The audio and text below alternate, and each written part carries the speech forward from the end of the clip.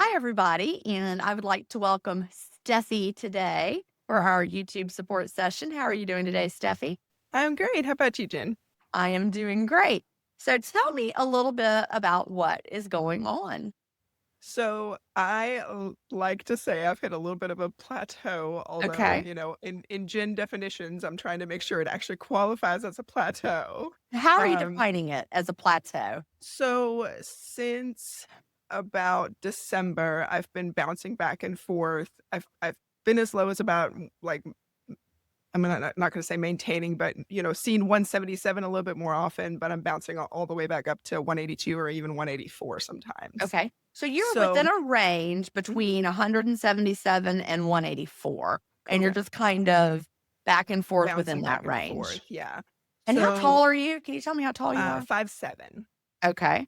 Yeah. All right. So, one thing is that I kind of feel like it's, one of those body set points, and Yeah. I've been doing, like, all the research or trying to find all the podcasts I can that, like, talk about, body set points and what to do, and, most of it is just give it time, but, um, And one of also, can you tell me how old you are? sure, yeah, 41. Okay. I'm going to plug you in. Give me a minute. I'm going to pull up Yeah. another window here. Have you ever heard me talk about the smart BMI? Yes, I have, and I think I'm within the, like, okay, but, like, very high or just Right. I'm going above to pull, and then right, we so, all yeah, know for double everybody who's checking. listening, BMI is flawed, right? Because it doesn't take body composition into account. I'm plugging it all in while we're talking. So it doesn't take in, and I'm going to put in 180 as the Okay. number since that's like right in the middle of your range. But what I was saying is BMI is flawed because it doesn't take into consideration what your body composition is. So, like, for example, somebody who is like an Olympic athlete and super duper lean Yeah, and lots and lots of muscle mass can show up as obese because yeah, muscle weighs a lot. If you have a lot of lean tissue and very little fat, you could still weigh a lot. So, right. all right. So I just plugged you in, and yeah, you're right there based on your age and your Mhm. height. 180 puts you right there at the very The not quite creeping overweight, but, into like the overweight. So you're just right there. I can yeah. understand. It feels better to be down, you It know. it does for sure.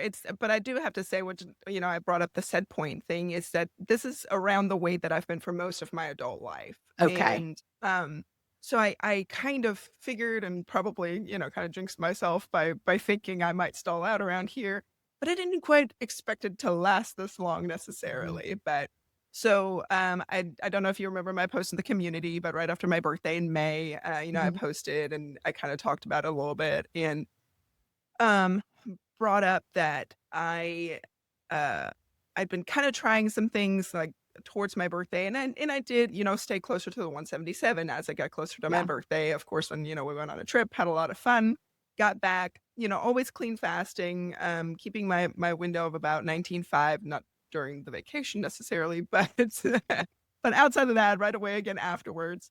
Um and so the things I was kind of trying beforehand, which, if I show you my happy scale, you'll see that um March, April, early May, it was kind of trending back down. Okay. Um And what were you doing in March, April, and May? so what I was doing my 19.5 consistently. I was doing one down day a week. The mealless Monday doesn't really work with my schedule as well, so I was calling it my tiny treat Thursday. Okay. Down day on Thursday, up day on Friday. Right. And that saw a little bit of you were coming down a little bit. No, so I'd been kinda doing that consistently even Okay. before that. Of course, over the holidays, I kind of, laxed off on that, but I got back on it in January. I still was kinda Okay. struggling through January. And one of the other thing that I then added on was, I think I completely cut out alcohol starting in, like, March. And then I also backed off the desserts. Like, Yeah. I got a sweet tooth, so I kept in, like, like agave nectar and, Mhm. oh my gosh, why can't I think of the word? Cottage cheese and, Yeah. like, those, like, more natural sweets, fruits and things like that, but I was kinda cutting out the chocolate or the more processed type sugary treats. And I saw it trending down again. So, Okay. I think that's definitely something. And then in July, like, I didn't go crazy by any means, but I laxed off as far as more alcohol kind of crept back in, mostly just on the weekends, but maybe even sometimes during the week. And I let the desserts fly a little more crazy. And if I show you my happy scale, like you can see, like June had definitely had a little uptick, which is when I heard that you were kind of doing these little mini coaching sessions, I was like, I'm trending up. I need gin right now. So, I get it. And it's tricky when you're at an old set point and you said this is pretty much the set point you've been for your adult life. Have you ever gotten to a lower weight than you are now as an adult? And how did you get there? And for how long did you stay there? yeah. So I did, not really trying, which is kind of the funny thing. And I have this whole story mapped out because I really want to come on your intermittent fasting stories podcast. So I want to tell the full story there. Okay. But to give you a little glimpse into it, so the lowest I ever saw as an adult was 162. Okay. And I wasn't trying. It's this kind of silly part about it. I was in a job where I was walking a lot, like probably several miles a day, just for the nature of the job. And I think, thinking back, inadvertently, I was intermittent fasting because I have to thank you. I have to thank you for a lot of things, but you released me from ever feeling like I have to eat breakfast. Good. And I'm so incredibly thankful. I'll never eat breakfast again because I'm not hungry. I don't Right. want to eat. I was always eating for future hunger. The 10:30, 11 o'clock. I know I'm going to be hungry, so I better eat now. But I would still be hungry at that time. It was Right. so stupid. But um, so I think I was kind of inadvertently doing some intermittent fasting. I have no idea, what it would have been. Probably at least probably 14 to 16 hours if I Okay. had to guess. Yeah. Just thinking back on the schedule that I had back then. And yeah, just a ton of walking. But my diet was absolutely awful. I mean, it lots And of how old were you? I was, let's see, this was in 2012. Okay. How long ago was that? So late 20s, early 30s. Okay. Yeah. Yeah. As we get older, Yeah, it's awesome. do you think, it gets harder and harder as we get older and, are just the pounds are like, we're friends with us. I know, right? Go around. Exactly. So tell me about your activity levels now. Pretty low, unfortunately. Okay. I drive, have a long commute to work, back and forth daily. I also work some weekends. And yeah, just life, is just busy. So I really do not have much time for much physical activity. I'm trying to up the walking again because it does seem to help. Oh, you did ask how long I kind of kept in that range. Right. Once I moved back into a more desk job, it definitely started creeping up. Like I was staying around the 170s, probably for another year or two, I Okay. would say. Because here's something really interesting about activity level and weight. Mhm. There's apparently a genetic link to this, whether you're someone who needs to be more active for weight loss or not. And it's interesting when I look back to my entire history of, my diet history over the decades, there were times that I would intentionally up my exercise with hopes that it would help me lose weight. And Yeah. never one time in my entire life of all the diets Yeah. did I ever find that there was a link between me becoming more active and weight loss. And when I had my DNA analyzed, I did 23andMe and downloaded the raw data. Of course, they're like out of business, bankrupt now, but if anybody got that, delete your raw data if you haven't. I ran it through a third party platform that would go a little deeper. Mhm. And it said for me, you are not someone who is likely to lose more weight with exercise. Yeah. I'm like, that's so interesting. That has always been, I don't know how solid that science is, how Right, much yeah. that, plays out. But anecdotally for me, that has been true. Now, Mhm. Sherry, my co-host on the Fast Feast Repeat podcast, she's Mhm. also looked at her DNA and hers is the opposite. Gotcha. It says that needs more activity to be, for the weight loss. So Mhm. you may be somebody Mhm. who genetically needs to up your activity. Yeah. Research indicates that, as you up your activity, there's like a level where you're going to see, some benefits. And then if you go crazy, it kind of levels off, right? Off, yeah. Just in general, this is just in general with big population, Mhm. lots of people in general. There comes a point where you diminishing returns, I guess is what I'm saying. But If you could find a way to add some intentional movement, since you Okay. already have that history Yeah. of, lowest adult weight was linked to a lot of walking. Mhm. If you could get that in, that might be all you need to get that weight Get loss it going. going just a bit. Mhm. Mhm. So, um, I definitely want to do some more of that because Mhm. I was thinking back about that too, and it's just good to move around. And as much as I It's good sit in for the us. Yeah. car, exactly. So I definitely want to add in some more exercise. I will say, like over the years, because I like eating what I like to eat, I know you and do. so I know, which is why your books and everything. I'm like, this is perfect.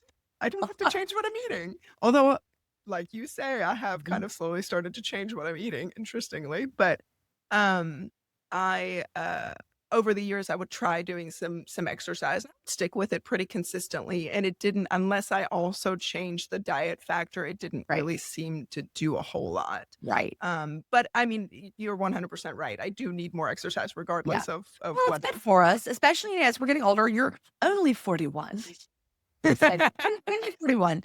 But now is the time, as we start going through, you're going to be going through perimenopause and then menopause. I know. Y'all are hearing so much more about it than we did at 41. We had no idea. And I was, I have to tell you too, I'm uh-oh, so the cat incredibly. says hello. Oh, hi, kitty. I love it. I'm so incredibly thankful for your podcast and everything because you're so open talking about it. Mhm. Because you're so right. Like, we haven't talked, like, nobody's talked about it. Like, how are we supposed to prepare for this if we have no idea what's going to be going on, you That's us know? Gen X. We Gen Xers are like, we're not having it. Yeah, we're talking about it. I We're going love to talk about everything. I'm it's afraid we're going to fantastic. get lots of cats. So if you Oh, see the I cat, she's going to be in the video. Her name's does not Ellie. bother me at all. Anyway, she just jumped right back. Wants to visit with everybody. This is Ellie, Perfect. everybody. So, um, when it comes to exercise, like I was saying, it's really good for you just in general to keep that muscle strength, Yeah. especially as we get older. So we want to work on building our muscles and all of that. So we maintain our muscle mass as we go. But let's talk about food choices as Mhm. well. Yeah. And you mentioned that when you were more intentional about alcohol and desserts, Right. you saw your weight trending downward. Tell me a little bit more That's about that. Yeah. Yeah, and it's really interesting because, we scheduled this, so of course I'm like, but I also still need to, like, try and figure out what's going on because I'm the goody two-shoes student who wants to, impress her teacher. So so the last 2 weeks, there have kind of been 2 things I've tried, Okay. and I definitely that's why I'm here, I need your insight. So, again, dialed back the desserts a whole lot, and alcohol only on the Right. weekends, um, and I mean, like, I'm telling myself only 2 days alcohol, weekends, not Friday through Sunday or Friday through Right. Monday. 2 days a week, 1 to 3 drinks, and honestly, sometimes I think last weekend I might have had, like, 2 total, Mhm. so I'm definitely not going overboard with alcohol, I feel like. And again, desserts, like, I'm still allowing myself the sweets as far as, like, fruit, agave nectar, things like Right. that.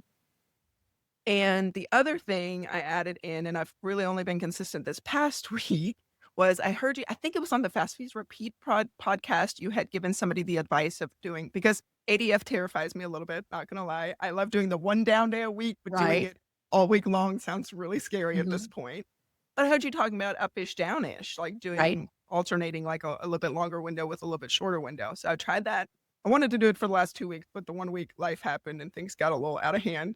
But I did it very consistently last week, and guess what? Happy scale is trending down. Well, see, there you Yeah. go. I love that.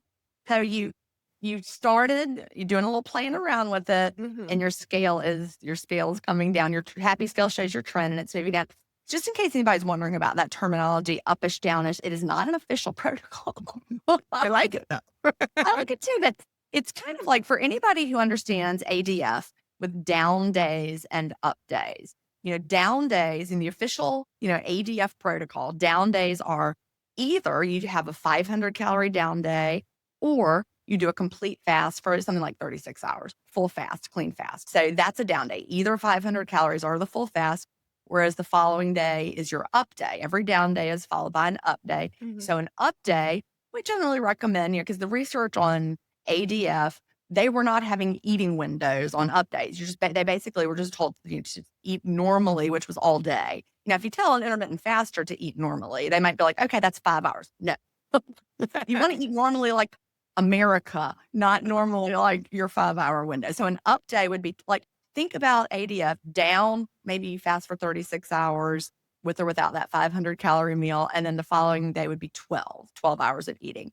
So if we think about, well, you don't really quite want to limit to 500 calories or the full fast, and you don't quite want to eat for 3 meals in 12 hours ish, down ish, right? Instead of 500, maybe you have 1,000. I don't know. I'm just making that up. There's no, like I said, there's no official definition or protocol. Yeah. You're just making it kind of ish. And instead of having a up day, you're up ish. So nobody write me and say, please explain uppish downish. Tell me the protocol. There isn't one. It's just being loosey goosey with ADF. You're not quite down. You're not quite up. And it's, if you think about it, it's just a gentle eat more one day, eat less one day, eat more one day, eat less one day, versus someone who had a 5-hour window every single day, you may find yourself settling into a very, similar routine day after day. And you're more likely to plateau if your body adapts to something that is very similar from day to day. Which is so how were you doing uppish downish? What were you doing? Yeah. Yeah, to that point, I think that's maybe what was happening is that my body was also kind of getting used to that 19.5. Yeah. Again, I was throwing in that one down day a week very consistently, but I guess maybe it wasn't enough of a change up, enough of the week where my body was like, oh, sure. Yeah. So the way that I've been doing it, I think it was kind of following what you had said in this particular podcast. So I'm alternating my normal 19.5, which is like a hearty snack is what I call it. I call it a gin snack, maybe. I don't know. It's a big snack. With like a meal later on. And then my down days or downish days, I should say. I'm doing like, I'm going to say 1 to 2 hours, but it's really, again, this has only been 1 week. So about 1.5 hours is what it ends up being. But I enjoy my dinner. And then I have like my dessert, which is the cottage cheese with agave nectar or like a fruit with some almond butter or something. You could also think of it as like 1 meal, 2 meals, 1 meal, 2 meals, more so, like the true ADF with the 500 calorie meal, that's a tiny little meal, and then the full 12-hour 3 meals. So instead of tiny meal, 3 meals, 1 good size meal, 2 meals would be a way to think about uppish downish. So yeah, I know that none of us wants to think about, changing what we're eating. That's what draws us to intermittent fasting. And I remember when the 8-hour diet book came out, I think it was like 2012. And it was pitched as eat whatever you want within 8 hours. It doesn't even matter how much you eat. You're going to lose weight. And I'm like, challenge accepted. So did I lose weight with that approach? I did not. Oh, I wouldn't either. And so the amount of food that you're eating and the food that you're choosing does make a difference, even with intermittent fasting. And so, desserts, alcohol, ultra processed foods in general make a huge difference. How are you with the ultra processed food? I feel, I try to think about it and I really have mostly cut them out. I don't even like crave them as much anymore because we kind of have some snacky things around like, chips and stuff. And I'll have some chips but it's mostly just tortilla chips, which I think of less processed than other chips. Maybe that's wrong. It depends on the chip. Yeah, very true. Have you seen that graphic that's going around right now of like a tortilla and how big a tortilla is? And they're like, now cut this into pieces and I just had 1,000 tortillas. Oh my God. Yeah, I don't want to think about it that way. No, I love my Mexican food. I can't. That's it. So also eating out was a big one for me. Like, do you eat out very often? So we eat out usually once a week. Okay. Yeah. Okay. And is it the best food choices? Then probably not. Yeah. And maybe the way I balance it with eating out is if I know I'm going to eat out, I'll stick to a much shorter window that day. Okay. Just to compensate. Like, gotcha. Generally, if I know I'm going to have a meal out, my best option is to just eat at that restaurant meal. And that, Okay. instead of like having something before I go and then just like eating at the restaurant, because that's a lot of, at any restaurant, Yeah. that's usually a lot of food. Yeah. I think that might be a really good strategy for me Mhm. because I was again, this has been 1 week. But I really had to kind of figure out, like, what's gonna work with the way that I like to kinda structure my week, and I was kinda getting, hung up on, like, doing it back and forth every single day. Right. I'm like, "But I want my weekend, Friday, Saturday, Sunday. I want my 5-hour window." And I'm like, "Okay, Stephanie, you have to give up one of Mhm. them." Like, so I gave up Sunday. Sunday is now a Okay. downish day, and Right. then Friday, Saturday, I was doing the 5-hour window, but that's usually one of the days that we go out to eat. Okay. And it's a really big treat, let's be honest. Right. So you're 100% right. So, but what if, because it depends on how the days go, what my husband has going on with work as far as whether we pick Friday or Saturday for Right. our out to eat day. So let's say I have and my normal routine right now would be Thursday downish day. Let's say we decide to go out to eat on Friday. Um, could I do another downish day? Like, because I know You it's going don't to be a want to little have bit two in a row. right. So, Just like we don't do down, down. We always do okay. down, up. I wouldn't do downish, downish. Okay. I would Okay. do downish, uppish, right? Okay. And again, like I said, this is not an official protocol. It's just thinking about down and up, and Yeah. then just what we don't want to do is accidentally over restrict, over restrict, over Right, restrict, because right, our right. body's like, Okay. oh, there's not a lot coming in. All right, we're going to down regulate. And Gotcha. so that's one of the beauties of ADF Mhm. is those up days where you're slightly overeating. Gotcha. On the up day, that's where the metabolic boost comes in. Mhm. So, you could also throw in a second down day if you just wanted to, do a hybrid approach where you have one down day followed by an up day, Yeah. then 5-hour window, 5-hour window, and then maybe another down day with an up day, and then 5-hour windows. Just if Yeah. if you thought that would work for you. When I was doing some ADF way back in the day. I haven't Mhm. done it in years.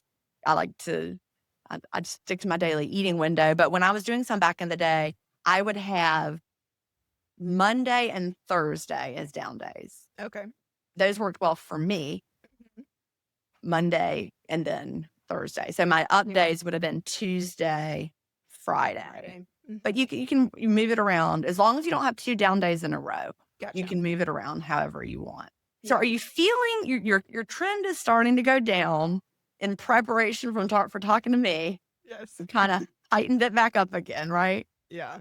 Yeah, and it's honestly, like, I felt really good the last week too, like, Good. I could kind of feel in June, I was like, "I don't feel like I'm still losing," and, like, I try to kinda get away I'm still weighing, but I'm not looking at the scale, I'm just letting it record and not Mhm, actually very looking at it smart. because I was kind of messing with my head a little bit.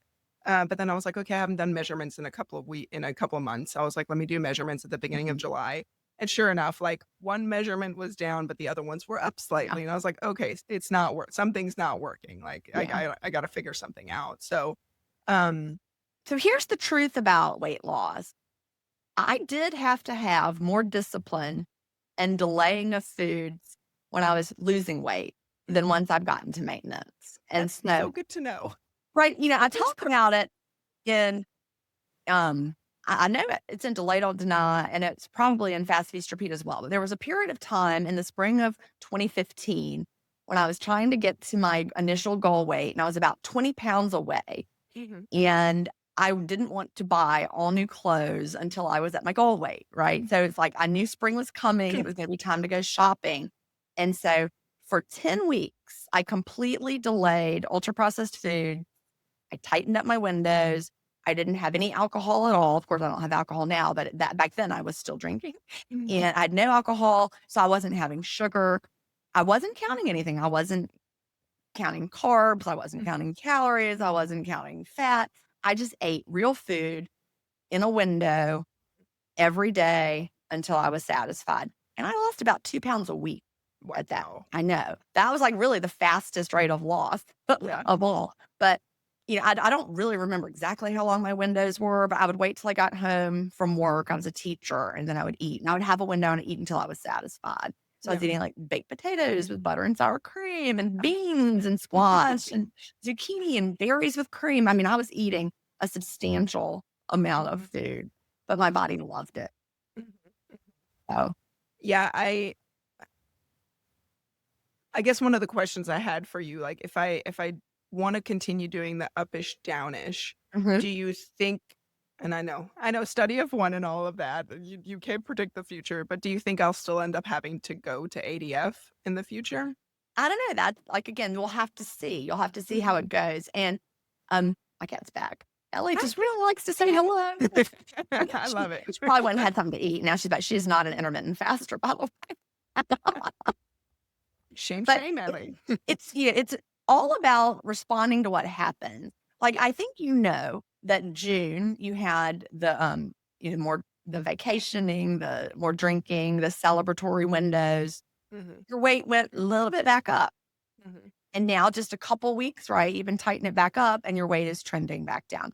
Yeah. So, we say tweak it till it's easy, and I mean that, but also Yeah. tweak it till it works, Yeah. until you find what works for you. Mhm, And we can have all these tools in our toolbox, mhm, and we have the downish days and the uppish days, the actual down days, the actual up days, the eating window days, delaying alcohol, delaying ultra processed food, mhm. choosing the foods that support weight loss for you, Yeah. and just figuring out the combination that's gonna give you the results that work for you Yeah. and that you can live with.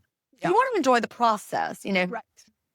so but once you get to a maintenance Mhm. range where you feel good and you got those goal clothes, right? I never want to not fit in my goal clothes. So once I start finding they're tight, I'd have to tighten things up again. That's what Yeah, yeah, maintenance is like. yeah. So what do you think you're going to do going forward? Tell me what you think you're gonna try. I think I'd really like to continue trying the uppish downish Okay. because what I realized, because I had kind of toyed with the idea of throwing in a second down day, like a true Mhm. down day, and I like the modified, the 500 calorie version works really well for me. Right. Um, but I also noticed myself kind of dreading leading up Yeah. to it and kind of worrying about it, Mhm. even though like it wasn't that hard. Like I was fine, doing Just it. mentally. Exactly, it was kinda mentally toying with me, and then, like, thinking about, like, "Oh, let's throw in a second one." Yeah. It Then don't wasn't do it. quite the yeah. Don't do So, it. um, I realized now, again, 1 week in, but that the uppish downish, like, I could still have my full dinner. I was Yeah. excited about my dinner. Good. I was Good. looking forward to it, like, it wasn't like, "Oh, I can only have 1 meal today, I can't have my snack." It wasn't like that at all. I Okay. I didn't feel that way. And so I think what I wanna try is continuing with the uppish downish. Again, tightening up the desserts still, staying with Yeah. that, and as well as the alcohol, and really noticing the ultra processed foods because it's not Mhm. really something I really thought about even. I mean, I knew, they're not as good for you, obviously. But, until, listening to you and doing more research and reading more books and everything that like it's really like it's designed to keep you eating Mhm. more. Like Yeah. it's It's not what I true. want to be doing. I don't want to eat it just because it's designed to make me do that. Right. That's not enjoyable. Well, it sounds like a great plan, and you're in the community, so post about us. Let us know how you're doing in there. And for anybody who's wondering what community, you can go to jenstevens.com/community. Steffi's there. I'm there. A lot of people working through their challenges in the community as well as sharing successes and sharing what's going well. And whenever you make a tweak, whenever you make a change, you need to give yourself some time to see what happened and follow the trend. And I love that you're using Happy Scale because it lets you know what your trend is doing. Your graph is green right now, I'm guessing. That's what we want. And then, knowing that your lowest adult weight was 162 Mhm. and, you're 15 pounds away from, I think, maybe where you'd like to go. Is that about right? Yeah, I was kind of I've thought about the goal range more since that's something you talk about or Mhm. health goals rather than Right. just weight goals, and I would like to get a little lower. I'm trying to not get attached too much to Mhm. the number anymore. But there's certain areas where I would still like to lose some, Yeah. and so I'm thinking somewhere between the 160 to 170 range, just Right. like a 10 pound That sounds very range. reasonable. Yeah. And I think that, the reason I asked you about your weight history as an adult is because we all have different body styles and body types and Mhm. frame sizes and Right. genetic history. And, we can just look at our adult female relatives up and down, our family tree and see, Yeah. how our body style is going to end up. And so we can't fight biology. Like I'm never going to be tall with long legs and willowy. Right. Right. Me neither. Never. Nope. Nope. And I have a sister built that way. Right, and you can never look like that sister, no no, matter what you no, do. Yeah, exactly. you've got a different Exactly. body style. So Yeah. understanding, realistically, what is my adult body probably going to do? What can I Mhm. maintain? Yeah. Because I could tell you how to lose a whole lot of weight. Get down to a really, really low weight, and you're not going to be able to sustain it, and it's going to be No. miserable, and you're going to gain it all back. So Right. And we I want don't to want throw all that out. But no, and I don't want that. It's not no, I've never been able to do that as an adult. I've never mm-mm, even gotten close when I was actually trying, gotten close to getting to a goal weight or much less maintaining it. So I've really, I'm pretty close. I'm getting pretty close to my 1 year mark of intermittent fasting. And I want this to be my lifestyle. Like and what did you I've start? Where did you begin? We didn't say that. yeah, August 28th, And your weight at that 2025 time? was Okay. 203.4. All right. So you're My notes here. down about 20 pounds. Yeah, yeah. That's good. Down about 20 No, it's pounds in a great. year.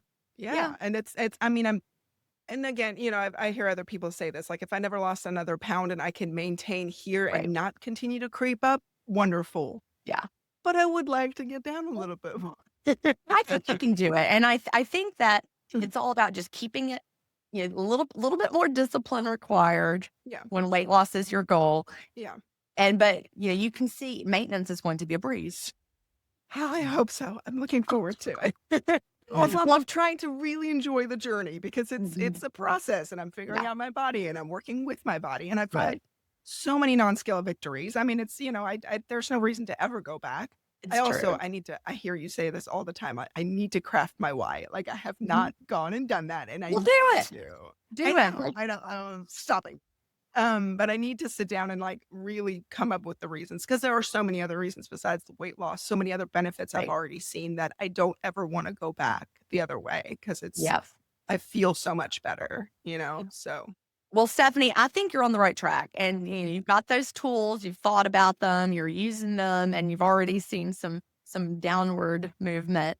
So for everybody listening, if you would like to have a support session just like Steffi, send me an email at jen@intermittentfastingstories.com. Make sure to clarify it is for a YouTube video. I do not answer questions by email, but tell me a little bit about what's going on and we'll see if you're a good fit for the YouTube channel.